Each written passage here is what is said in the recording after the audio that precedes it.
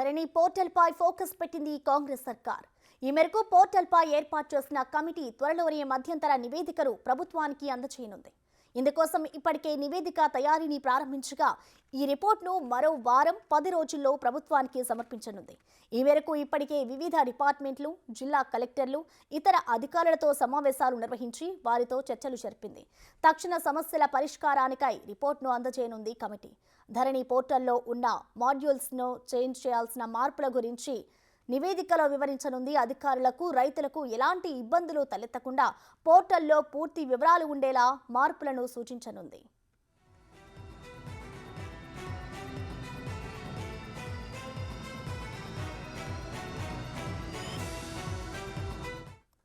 ధరణి పోర్టల్లో ప్రతి ఏడాది ఆన్లైన్లో పహాని అప్డేట్ చేయడంతో పాటు మాన్యువల్గాను రికార్డు ఉండేలా సిఫార్సు చేయనుంది.